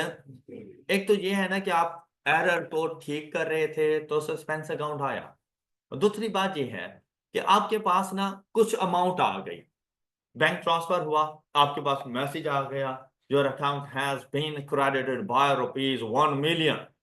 अब ये नहीं पता कहां से आए हैं, और आप परेशान हैं कि शायद अल्लाह ताला ने छप्पड़ फाड़ के दे दिए हैं आप लोगों को। तो अब 1 मिलियन आ गया तो बैंक को तो डेबिट करोगे, लेकिन ये नहीं पता आए कहां से हैं। तो जब तक ये पता नहीं चल जाता कि कहां से आए हैं, सस्पेंस अकाउंट में रख देना, क्योंकि आप खुद सस्पेंस में हैं कि आए कहां से हैं। तो आप उसे बताओ कि भाई मैं सस्पेंस में हूं अभी, और जब वो सस्पेंस दूर हो जाए तो जिसने भेजे थे उसको क्रेडिट कर देना, और आपका सस्पेंस खत्म हो गया, उसको डेबिट कर दो। ओके। अब देखो यहां पर क्या कहते हैं कि जब आपके पास कोई सी किस्म की कोई अमाउंट ट्रांसफर हुई तो bank debit suspense account credit, और जब ये पता चल जाए कि ये अमाउंट किसने ट्रांसफर की थी तो उसको क्रेडिट कर दो, और सस्पेंस को सारी खुशियों की ऐसी की तैसी हो जाती है। ऑलराइट। अच्छा जी, अब है अप्रोच, कि हम लोगों ने किसी भी एरर्स अगर हमारे पास हैं तो हमने ना उसको ठीक कैसे करना है। तो आपने ना इन 3 चीजों पे फोकस करना है। वो 3 चीजें क्या? कि भाई आपने सबसे पहले ये देखना है, कोई ट्रांजैक्शन पढ़ी, हमने सबसे पहले ये देखना है कि यार इसकी अगर मैं रिकॉर्डिंग कर रहा, अब आप लोग बैठे हुए एक्सपर्ट, एरर किया कि जूनियर अकाउंटेंट ने, अब ये ना हो कि आप खुद उसकी जगह पे मिस्टेक करके बैठ जाओ। आपने पहले क्या है, ट्रांजैक्शन को समझना है कि ट्रांजैक्शन हुई क्या। फिर आपने ये देखना है कि अगर मैं ये रिकॉर्ड करता ओरिजिनल ट्रांजैक्शन, तो मैंने इसकी रिकॉर्डिंग क्या कर, मतलब आप सबसे पहले ना उसकी ओरिजिनल ट्रांजैक्शन को रिकॉर्ड करो, कि अगर हम रिकॉर्ड करते तो हम इस ट्रांजैक्शन को रिकॉर्ड किस तरह करते। आप उसकी ओरिजिनल ट्रांजैक्शन रिकॉर्ड करो। फिर आपने देखना है मेरे जूनियर अकाउंटेंट ने क्या रिकॉर्ड किया। ऑलराइट, अभी ठीक नहीं करना। अभी आपने देखना है कि अगर मैं रिकॉर्ड करता तो मैं क्या करता, इन्होंने क्या रिकॉर्ड किया, एक दूसरी ट्रांजैक्शन वो रिकॉर्ड करो। लाजमी बात है वो गलत ट्रांजैक्शन है, तो मतलब रॉन्ग ट्रांजैक्शन भी आप अपने पास रिकॉर्ड करो। फिर आप अपनी ओरिजिनल और रॉन्ग ट्रांजैक्शन को ना आपस में रिकॉन्साइल करो। क्या चीज डेबिट होनी थी, नहीं की गई, कितनी अमाउंट से होनी थी, कितनी अमाउंट से की गई, ईच एंड एवरी। और आपने जाकर अपने पास रेक्टिफाइंग एंट्री रिकॉर्ड करते हैं। ये 3 स्टेप्स है। ये सबसे पहले आप लोगों ने what double entry should have been, मतलब ओरिजिनल एंट्री क्या होनी चाहिए, what double entry was recorded, wrong entry क्या रिकॉर्ड की गई वो, in actual including suspense account where error caused it, and at the end in दोनों को रिकॉन्साइल करके क्या करेक्शन रिक्वायर्ड है, रेक्टिफाइंग एंट्री बताओ कि भाई आप इसको इस तरह से ठीक कर। बात क्लियर हो गई? आपने ये तीनों काम करने होंगे हर ट्रांजैक्शन से रहने। Any problem? और इसके लिए उसने एक और अप्रोच बताई कि करेक्ट एंट्री करने के लिए अब आपने क्या करना है। सबसे जो इजी अप्रोच है वो ये है, जो रिकॉर्ड करना है वो रिकॉर्ड कर दो, मतलब जो रिकॉर्ड नहीं किया गया उसको रिकॉर्ड कर दो, और जो गलत रिकॉर्ड किया गया था उसका रिवर्सल रिकॉर्ड कर दो। ये वैसे बेस्ट अप्रोच है कि जो उसने रिकॉर्ड किया वो गलत है ना, उसका रिवर्सल डाल, और जो रिकॉर्ड करना था वो जाके वापस रिकॉर्ड कर दो। ओके हो गई बात? क्लियर? चले, अब यहां पर ना इसकी एग्जांपल शुरू हो जाती है, और यहां पर उसने जरा बच्चों वाली एग्जांपल आपको सिखाने के लिए एक एक ट्रांजैक्शन उठाई, उसकी उसने वैसी अप्रोच कि क्या रिकॉर्ड करना था, क्या रिकॉर्ड किया गया, और अब उसकी रेक्टिफाइंग एंट्री क्या आएगी, उसने आपको बताया। तो ये एग्जांपल नंबर 15 से लेकर एक एक ट्रांजैक्शन है ये आप लोगों के पास, ये एग्जांपल नंबर 19 तक तो ये आपकी होम असाइनमेंट बन। ऑलराइट, उसके बाद हमारे पास पॉइंट आता है impact of correcting errors on financial statement. ये हम लोग कल डिस्कस करेंगे कि फाइनेंशियल स्टेटमेंट्स के ऊपर हमारे पास इसका इंपैक्ट क्या आएगा, या फाइनेंशियल स्टेटमेंट्स में प्रॉफिट के ऊपर क्या इंपैक्ट आएगा, हमारे एसेट्स लायबिलिटीज इक्विटी पोर्शन के ऊपर क्या इंपैक्ट आएगा, ये इंशाल्लाह हम लोग नेक्स्ट लेक्चर में डिस्कस करेंगे। और इसके बाद हमारे पास स्टार्ट हो जाती है हमारी comprehensive example. Comprehensive example number 19 हम लोग अभी सॉल्व करने लगेंगे। 29 कॉम्प्रिहेंसिव एग्जाम्पल नंबर 20 ये अभी हम लोग सॉल्व करने लगे हैं। अभी जितनी हम लोगों ने कॉन्सेप्ट्स पढ़े हैं ना, देखिए वो सारे कॉन्सेप्ट्स अभी इंशाल्लाह आप लोगों के क्लियर हो जाएंगे इसी एक एग्जांपल के साथ।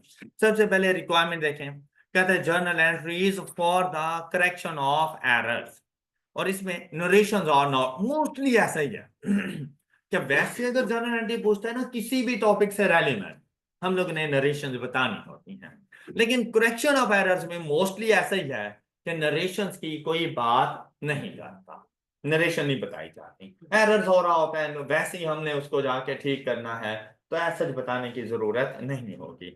फिर क्या कहता है, कहता है एक सस्पेंस अकाउंट को ओपन करो, record the appropriate corrections in the suspense account so that the balances on this account is, आगे ना भी बताता सिर्फ इतना कह देता प्रिपेयर सस्पेंस अकाउंट, तब भी यही सब कुछ हो।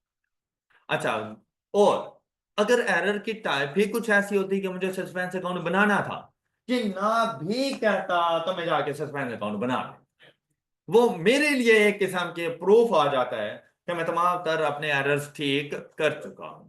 अब गए हम लोग इधर, कहते हैं the accountant of GC has prepared a trial balance but has found that the total of debit balance is rupees 864,000 and the total of credit balance is rupees 862,150। तो यहीं से पता चल गया भाई एरर्स हो गई है। कैसे पता चला?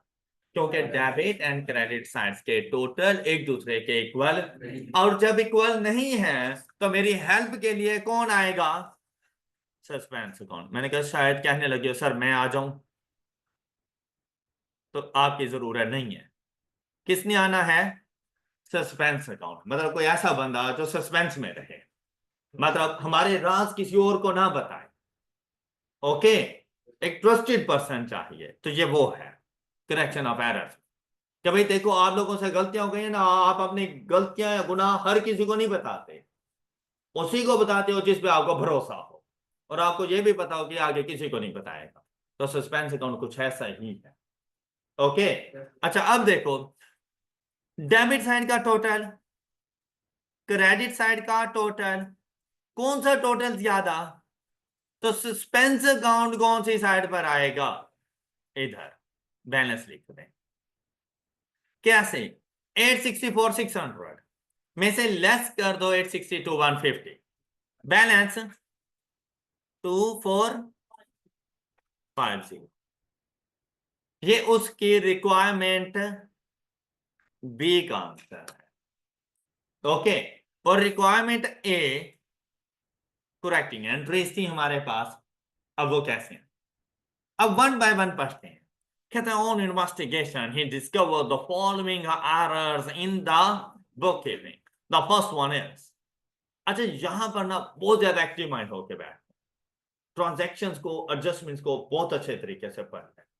अब देखो, total purchases in the period were recorded at rupees 100 below their correct value, means that जो total purchases हैं वो under cost हैं, below है ना, तो under cost by rupees 100।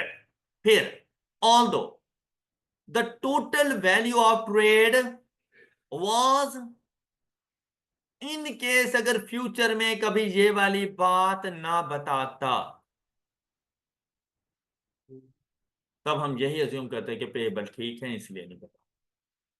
Okay, लेकिन जहां पर उसने एक्सप्रेस कर लिया, एक्सप्रेसली उसने आपको बता दिया कि भाई पेएबल ठीक है, लेकिन जो परचेजेस है वो मैंने कम रिकॉर्ड। अब कम रिकॉर्ड की तो परचेजेस की नेचर क्या होती है, डेबिट। तो आपने जाना है परचेजेस को डेबिट कर दिया बाय रुपीज, जितनी कम अमाउंट थी, परचेजेस अपनी वैल्यू पर आ गई। और यह बात भी सच है। अब मैंने तो जर्नल एंट्री बतानी थी, तो जर्नल एंट्री में क्रेडिट किसको करूं। अब अगर साथ में पेएबल भी कम रिकॉर्ड होता, अगर ऐसा होता तो मैं पेएबल रिकॉर्ड करता 100 रुपीज के साथ, गॉट इट। लेकिन उसने कहा पेएबल बिल्कुल ठीक है, तो अब कौन आएगा हमारी हेल्प के लिए, सस्पेंस अकाउंट बाय रुपीज 100। ये जर्नल एंट्री हो गई पार्ट ए, और पार्ट बी में जाकर यहां पर आपने 100 लिख देना है। नहीं, क्रेडिट हो रहा है, सस्पेंस अकाउंट क्रेडिट हो रहा है, सस्पेंस अकाउंट की क्रेडिट साइड में जाके 100 लिखोगे अगेंस्ट परचेज। अब इधर ये परेशान होने की जरूरत नहीं है, तो भाई मैंने तो 2450 को एंड करना था, यहाँ तो 100 और आ गया है। भाई सारे आपके एरर अभी ठीक भी तो नहीं हुए। जब आपके ये सारे एरर ठीक हो जाएंगे ना, तो इसकी डेबिट क्रेडिट साइड्स के टोटल एक दूसरे के इक्वल आ जाएंगे। क्लियर, और इतना सा था ये करेक्शन ऑफ एरर। ओके, अब दूसरी एडजस्टमेंट आ गई। कहते हैं total telephone expenses, debit nature होते हैं आई थिंक, ऐसे ही है ना। कहते हैं were recorded at rupees 100 about there. अच्छा, मुझे बता सकते हो पॉइंट ए कौन सा एरर था, costing error. Point be costing error, ऊपर अंडर कॉस्टिंग था, नीचे ओवर कॉस्टिंग है। कहते हैं ऑल दो the total value of the amount payable was, अच्छा क्या जाके रिकॉर्ड करूं, जी जी शाबाश। अब देखो, telephone expense account debit nature होता है, जो केस ज्यादा रिकॉर्ड किया गया, तो अब मैं क्या करूं, उसको क्रेडिट कर दो। टेलीफोन एक्सपेंस अकाउंट क्रेडिट हो जाएगा बाय रुपीज 1000, तो डेबिट कौन होगा, सस्पेंस अकाउंट। अब फौरन से पार्ट बी में जाना है, सस्पेंस अकाउंट को डेबिट कर देना है बाय 1000 अगेंस्ट। अच्छा, ये बहुत अच्छी अब बात होगी कि अगर आप इसके साथ ब्रैकेट में उनका नंबर लिख दो कि भाई ये पॉइंट 1 से आया और ये पॉइंट 2 से आया, ये बहुत अच्छी बात है कि आप ऐसा करो। क्लियर होगी बात। नेक्स्ट वन, थर्ड पॉइंट, कहते purchases returns of rupees were recorded as a, जबकि इनकी नेचर होती क्या है, क्रेडिट, आपने इसको डेबिट कर दिया in the sales return account. अब सेल्स रिटर्न अकाउंट की नेचर डेबिट ही है। बेसिकली परचेजेज रिटर्न थी, आपने सेल्स रिटर्न रिकॉर्ड कर दिया। मतलब वो आप लोग रिटर्न इनवर्ड और रिटर्न आउटवर्ड को नहीं पहचान सके। बेसिकली रिटर्न आउटवर्ड थी, आप रिटर्न इनवर्ड में जाके आपने रिकॉर्ड कर दिया उसको। अब सेल्स रिटर्न की नेचर डेबिट ही है। फिर क्या कहता है, but the correct entry had been made in the. अच्छा, अब वो अप्रोच के ऊपर चलते हैं। अभी मैं अप्रोच पर नहीं था, वो जो 3 पॉइंट्स थे, अभी मैं किस चीज पर था कि जो बस एरर हो रहा था ना, उस एरर को जाकर मैं ठीक कर रहा था। मैं सिर्फ 3rd पॉइंट कर रहा था, मैं रेक्टिफिकेशन ऑफ एरर्स कर रहा था। लेकिन अब आया है कि मैं आपको प्रॉपर बताऊं कि हमने इसको किस तरह से लेके चलना है। अच्छा, अब जैसे ही हम 3rd पॉइंट पे जाएंगे ना, पहली चीज आती है कि आपने बतानी है original transaction. OT stands for original transaction. Operation theatre ना समझ लेना, इंटरेस्टिंग बनाने के लिए उसको, क्या जो एक्सपेरिमेंट करते हैं। ओरिजिनल ट्रांजैक्शन क्या हुई थी बेसिकली, परचेजेस रिटर्न। क्या क्या रिकॉर्ड करनी चाहिए थी परचेजेस रिटर्न, कैसे रिकॉर्ड करनी चाहिए थी? शाबाश। पेएबल डेबिट करते एंड परचेजेस रिटर्न क्रेडिट करते बाय रुपीज।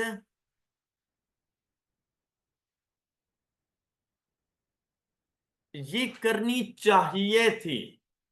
आपने क्या किया? WT, wrong transaction. Wrong transaction क्या रिकॉर्ड किया? कहते हैं आपने पेएबल को ठीक रिकॉर्ड किया। डेबिट करना था, आपने डेबिट ही किया। तो जाओ पहले ये करो, ऐसे पेएबल को डेबिट कर दो। ऑलराइट। लेकिन कहता है आपने परचेजेज रिटर्न रिकॉर्ड नहीं की, आप सेल्स रिटर्न रिकॉर्ड कर बैठे और उसकी नेचर डेबिट होती है। मतलब आपने दूसरी ट्रांजैक्शन भी डेबिट कर दी। अच्छा, अमाउंट की बात नहीं की, तो मतलब अमाउंट सेम सेम है। क्लियर? तो मतलब आपने कुछ क्रेडिट ही नहीं किया। तो फिर इस सिचुएशन में क्रेडिट कौन हो जाएगा? Suspense account by rupees. इसको भी आपने रिकॉर्ड नहीं करना सस्पेंस अकाउंट को। क्यों? क्योंकि ये तो रॉन्ग ट्रांजैक्शन में आया है। ओके, अब हम जाएंगे रेक्टिफिकेशन ट्रांजैक्शन, करेक्टिंग एंट्रीज की तरफ। और रेक्टिफाइंग एंट्री आप लोगों की क्या बननी है? अच्छा, अब आपने क्या करना है, आपने ओरिजिनल और रॉन्ग ट्रांजैक्शन को कंपेयर करना है। देखें, ओरिजिनल ट्रांजैक्शन में पेएबल्स को डेबिट होना चाहिए था, आपने कर दिया, कोई इशू ही नहीं है, आपको कुछ करने की जरूरत नहीं। ओरिजिनल ट्रांजैक्शन में परचेजेस रिटर्न को क्रेडिट होना चाहिए था, क्या आपने किया? तो आओ कर लेते हैं, परचेजेस रिटर्न को क्रेडिट। Got it? कोई प्रॉब्लम? दूसरा, रॉन्ग ट्रांजैक्शन में आपने सेल्स रिटर्न को डेबिट कर दिया, तो आपका ऐसा करना बनता था नहीं, तो अभी इसके माफी मांगो। तो क्या करें? क्रेडिट कर दो सेल्स रिटर्न को बाय। अब आपका एरर ठीक हो गया, तो आपके पास डेबिट एंट्री तो कोई है ही नहीं, तो डेबिट अब कौन आएगा? Suspense account by rupees 11। ये वो ट्रांजैक्शन है जिसके आपको मार्क्स मिलते हैं। ऊपर वाली दोनों ट्रांजैक्शन है आपकी हेल्प के लिए कि आप इस ट्रांजैक्शन तक पहुंच सके। ओके, मार्क्स आपको इसके मिलने हैं। क्लियर? अब बी पार्ट में जाएंगे और सस्पेंस अकाउंट को डेबिट करेंगे against sales return and purchase return point 311। बात क्लियर हो गई? किसी को प्रॉब्लम? क्या करेक्शन ऑफ एरर सही से समझ आ रहा है? बड़ा इंपॉर्टेंट चैप्टर है, 8 to 10 मार्क्स इसकी वेटेज है, और ये आपको पेपर पास करवा सकता है। इसमें इतना दम जरूर मौजूद है। अब चाहे ये आपके लिए इंटरेस्टिंग है या नहीं है, इससे परवाह नहीं है। आप देखो कि आपको इसकी जरूरत है, भाई इससे आप लोगों की जरूरत नहीं है, और ये बात हकीकत है, लेकिन आपको इसकी जरूरत है। एक तो इसको जरूरत नहीं है आपकी, और जो आप कह रहे हो कि इंटरेस्ट नहीं है, बनता ही नहीं है ना, ऐसा कहना बनता नहीं। भाई आपको इंटरेस्ट लेना पड़ेगा। आप ऐसे समझो कि वैसे आपकी शादी नहीं हो रही थी, हो रही है तो बड़ी अमीर खानदान में हो रही है, अब चाहे लड़की मोटी है कर लो, वरना वो भी नहीं मिल रहा है। ओके, चलो अब यहां पे देखो, कहते इक्विपमेंट कॉस्टिंग रुपीज, पता चले मोटी लड़कियां मेरे अगेंस्ट हो जाए, ये सर ने क्या बात कर दी है। Equipment costing rupees 2000 had been recorded as a debit entry in the repairs and, क्या कहता है, equipment costing rupees to had been recorded at a debit entry in repairs and maintenance account। क्या बात समझ आई है? एसिड बनाना था, expense कर दिया हम लोग। अच्छा, इसके अलावा कुछ नहीं बताया। तो मतलब अगर कैश पे किया होगा तो ठीक किया होगा, बैंक से पे किया है तो ठीक है, अगर पेबल है वो भी ठीक है, इसलिए उसने उसके बारे में कोई बात। अब क्या करूं मैं भाई, क्या मैंने अपने पास इक्विपमेंट रिकॉर्ड किया? नहीं रिकॉर्ड किया। रिपेयर एंड मेंटेनेंस रिकॉर्ड किया, इक्विपमेंट को अभी तक रिकॉर्ड। तो अब क्या करेंगे हम लोग, अपने पास जाएंगे, इक्विपमेंट को रिकॉर्ड कर देंगे, ये फोर्थ ट्रांजैक्शन थी ना, इक्विपमेंट को डेबिट कर देंगे, और रिपेयर एंड मेंटेनेंस जिसको हमने डेबिट किया था उसको क्रेडिट कर देंगे बाय रुपीज 2000। और इस एंट्री का हमारे सस्पेंस अकाउंट से कोई ताल्लुक नहीं, क्योंकि इसके डेबिट क्रेडिट का पता था। Any problem?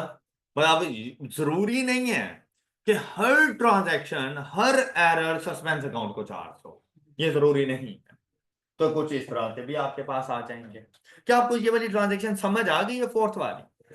फिफ्थ देखते हैं, कहते हैं rental expense of rupees this were entered incorrectly as rupees in the expense account but were entered correctly in the bank account in the ledger। ये एरर कौन सा है? ये एरर कौन सा है? अच्छा एरर है, चलो शुक्र अल्हम्दुलिल्लाह। तो कौन सा है? अच्छा कौन से वाला है? ट्रायल बैलेंस का बैलेंस मैच है या ट्रायल बैलेंस का balance does not match? Does not match, चलिए शुक्र है अल्हम्दुलिल्लाह। क्या नाम है? कास्टिंग नहीं है, डिफरेंट अमाउंट से। डेबिट डिफरेंट अमाउंट से हो रहा है, क्रेडिट डिफरेंट अमाउंट से हो रहा है। पार्ट ओमिशन नहीं है, ओमिशन मतलब लिखा ही नहीं, मैंने तो लिखा हुआ है, अमाउंट गलत हो गई है, डेबिट किसी और अमाउंट से किया है, क्रेडिट किसी और अमाउंट से किया गया है। ओके, अच्छा अब क्या करना है हम लोग ने, देखो भाई, rent expense of this were entered incorrectly, ये अमाउंट गलत है, और ये वाली हमारी अमाउंट ठीक है। तो मतलब मैंने रेंट एक्सपेंस को ओवरचार्ज कर दिया, कितना? 450। तो अब क्या करेंगे, रेंट एक्सपेंस को जाकर क्रेडिट कर देंगे,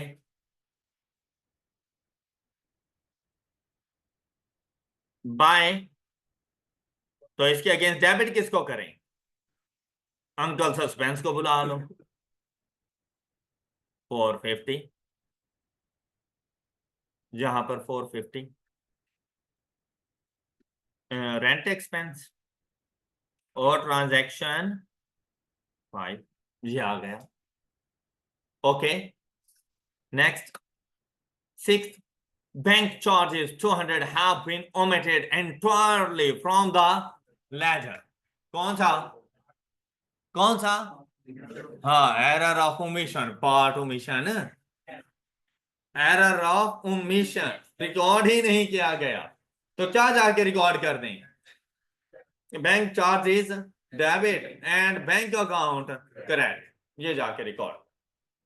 क्या उसका हमारे सस्पेंस अकाउंट में कोई ताल्लुक नहीं। अच्छा, अब सारे एरर्स ठीक हो गए, फिर क्या कहता है यहां पर, जरा इसकी डेबिट साइड को टोटल करो, क्रेडिट साइड का टोटल करो, कि इसने अभी भी अपना कोई बैलेंस दिया, बस इसको हमने थैंक यू बोला और इसको रवाना कर दिया, इसका काम खत्म हो गया। ऑलराइट, और हमारे ये सारे एरर्स ठीक हो चुके हैं। किसी को कोई प्रॉब्लम? चले, अब आप लोगों ने एग्जाम्पल नंबर 30, 31 एंड 32 ये सॉल्व करके आना। एग्जाम्पल नंबर 30, 31, 32 ये आप लोगों की होम असाइनमेंट्स का पार्ट है। अपना ख्याल रखिएगा, नेक्स्ट लेक्चर में मिलेंगे। अल्लाह हाफिज।